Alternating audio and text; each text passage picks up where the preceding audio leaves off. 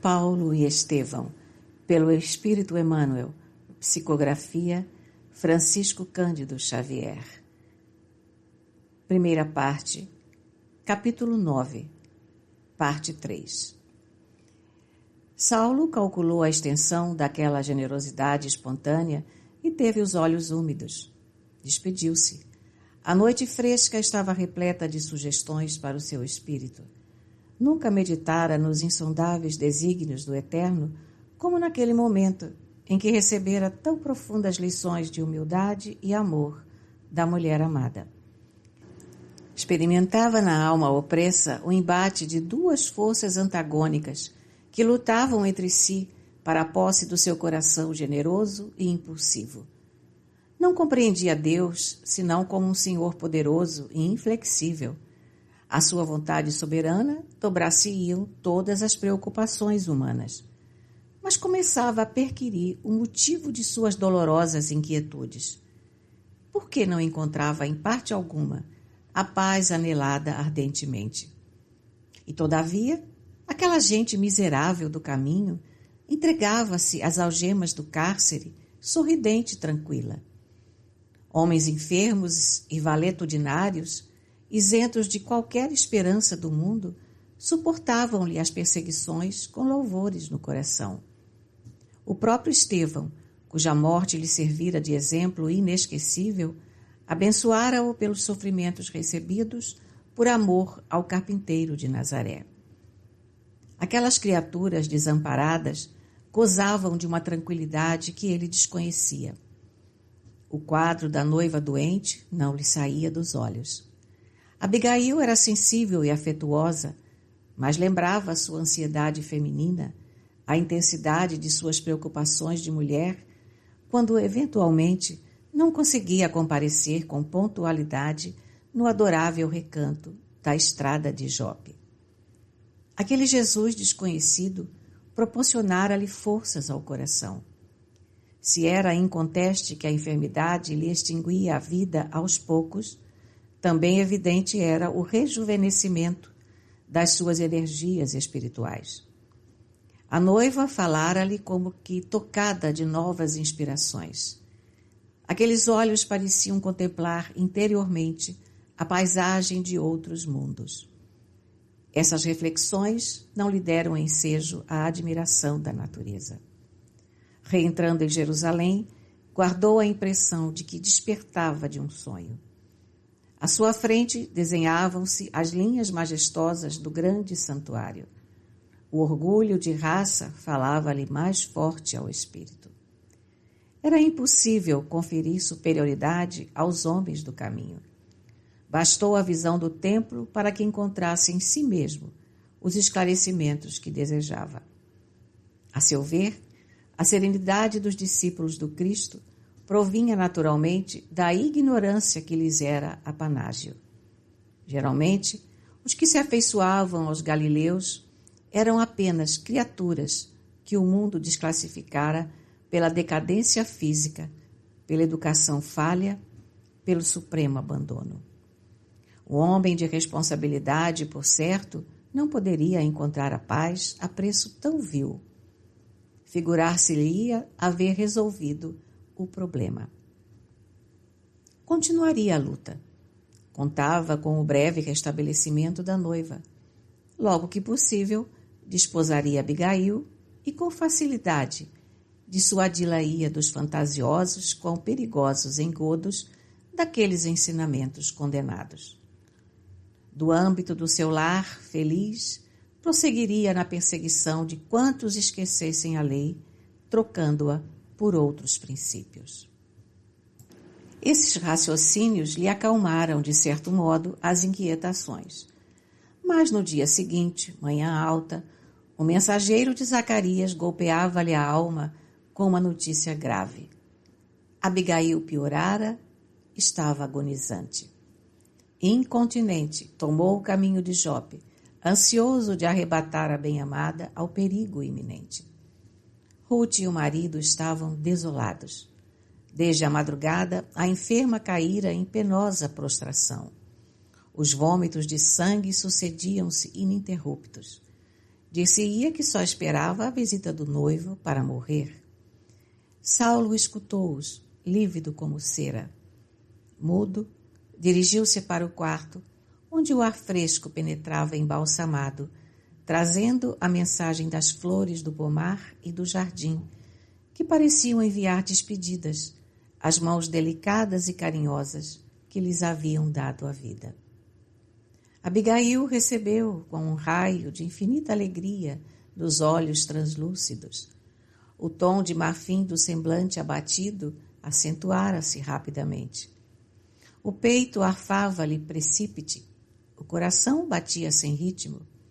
Sua expressão geral evidenciava a derradeira agonia. Saulo aproximou-se angustiado. Pela primeira vez na vida, sentia-se trêmulo diante do irremediável. Aquele olhar, aquela palidez de mármore, aquela aflição tocada de angústia, anunciavam-lhe o desenlace. Depois de inquiri-la quanto à razão daquele abatimento inesperado, tomou-lhe as mãos flácidas, banhadas do suor frio dos moribundos. Como foi isso, Abigail? Dizia perturbado. Ainda ontem deixei-te tão esperançado. Pedi sinceramente a Deus te curasse para mim. Extremamente sensibilizados, Zacarias e sua mulher afastaram-se. Vendo que a noiva tinha imensa dificuldade em expor as últimas ideias, Saulo ajoelhou-se ao seu lado. Cobriu-lhe as mãos de beijos ardentes. A agonia dolorosa parecia-lhe o sofrimento injustificável que o céu houvera enviado a um anjo. Ele, que trazia o espírito ressecado pela hermenêutica das leis humanas, sentiu que chorava intensamente pela primeira vez. Lendo-lhe a sensibilidade através das lágrimas que lhe desciam silenciosamente dos olhos, Abigail esboçou um gesto de carinho, com dificuldade infinita. Conhecia Saulo e comprovara-lhe a rigidez do caráter. Aquele pranto revelava o calvário íntimo do bem-amado, mas demonstrava igualmente o alvorecer de uma vida nova para o seu espírito. Não chores, Saulo, murmurou dificilmente. A morte não é o fim de tudo. Quero-te comigo em toda a vida, replicou o rapaz, desfeito em lágrimas. E contudo, é preciso morrer para vivermos verdadeiramente, acrescentava agonizante, cortando as palavras com a respiração opressa. Jesus nos ensinou que a semente caindo na terra fica só, mas se morrer, dá muitos frutos. Não te rebeles contra os desígnios supremos que me arrebatam do teu convívio material. Se nos uníssemos pelo matrimônio, talvez tivéssemos muitas alegrias, teríamos um lar com os nossos filhos, mas destruindo nossas esperanças de uma felicidade passageira na terra, Deus nos multiplica os sonhos generosos. Enquanto esperarmos a união indissolúvel, auxiliar-te-ei de onde estiver e te consagrarás ao Eterno em esforços sublimes e redentores. Via-se que a agonizante movimentava recursos supremos para pronunciar as derradeiras palavras. Quem te deu semelhantes ideias? Perguntou o jovem, ralado de angústia. Esta noite, depois que partiste, senti que alguém se aproximava, enchendo o quarto de luz. Era Gesiel que vinha ver-me. Ao avistá-lo, lembrei-me de Jesus, no inefável mistério da sua ressurreição. Anunciou-me que Deus santificava os nossos propósitos de ventura, mas que eu seria levada ainda hoje à vida espiritual. Ensinou-me a quebrar o egoísmo de minha alma, encheu-me de bom ânimo e trouxe-me a grata nova de que Jesus ama-te muito, tem esperanças em ti. Refleti então que seria útil entregar-me jubilosa às mãos da morte, pois quem sabe, se ficasse no mundo, não iria perturbar a missão que o Salvador te destinou.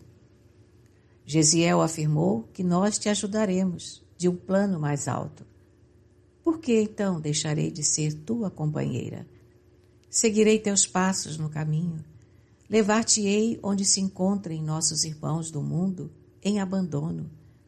Auxiliarei teus raciocínios a descobrir sempre a verdade. Ainda não aceitaste o Evangelho, mas Jesus é bom e terá algum meio de nos unir os pensamentos na verdadeira compreensão.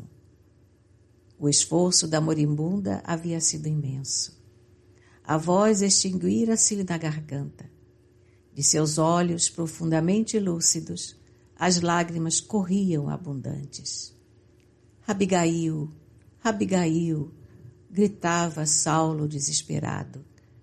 Mas, após longos minutos de angustiosa ansiedade, ela dizia num arranco supremo: Gesiel já veio buscar-me.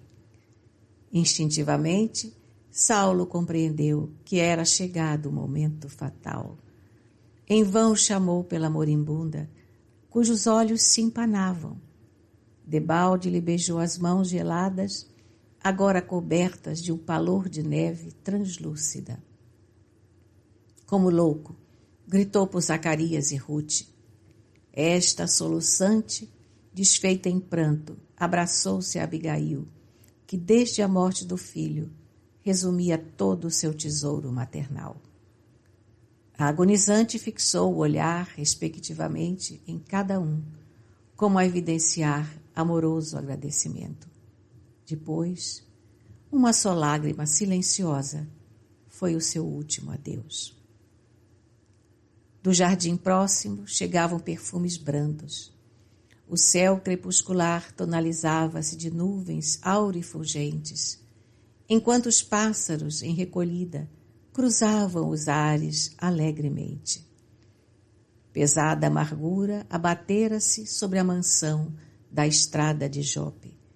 Alara-se ao céu a filha dileta, a noiva amada, a amiga carinhosa das flores e dos passarinhos.